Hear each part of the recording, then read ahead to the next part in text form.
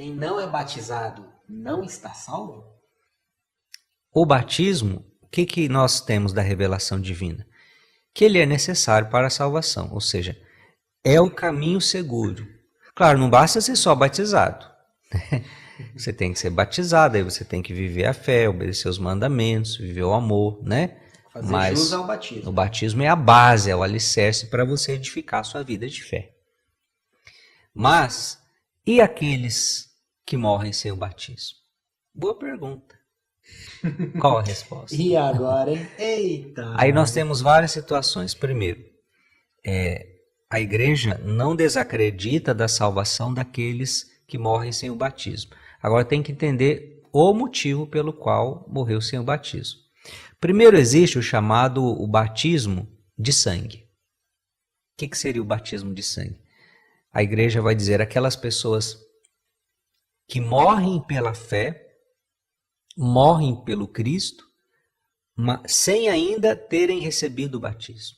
Porque, por exemplo, hoje batismo de criança, né, nasceu, foi lá, batizou. No início da igreja não era assim.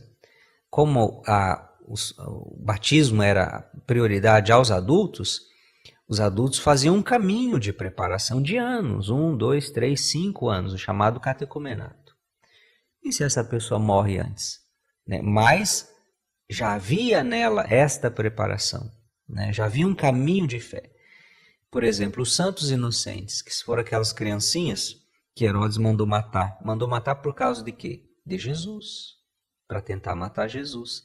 Eles deram a vida por Jesus sem serem batizados e sem terem a fé. Então, chamado batismo de sangue. Né? Se une ao sangue de Cristo da cruz. Então, essa é uma forma que a igreja entende que se considera também um batismo.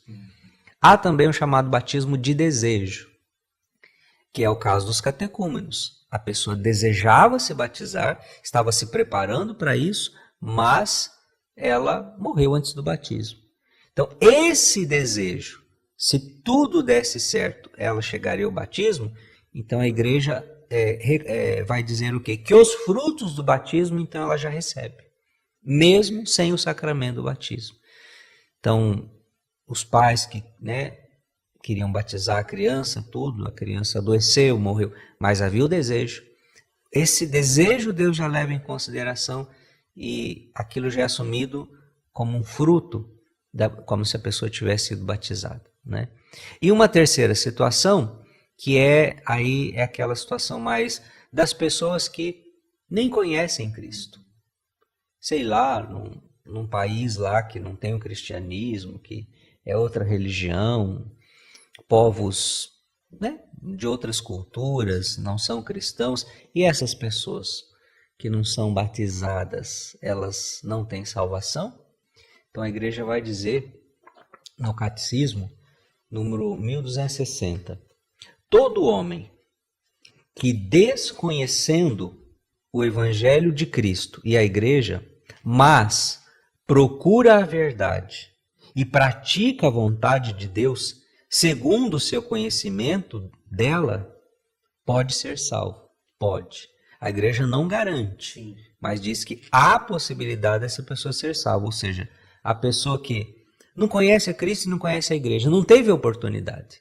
Não é a pessoa que, né, tem todos, né? Isso aqui não é para quem mora no Brasil não, viu, gente? É para lugares onde o evangelho não chegou. Mas a pessoa procura a verdade de coração, pratica a bondade, o amor, as virtudes, é uma pessoa justa, correta, a igreja vai dizer, esta pessoa pode ser salva. Pode-se dizer que ela, se ela tivesse conhecido a Cristo, ela teria o desejo de se batizar. Né?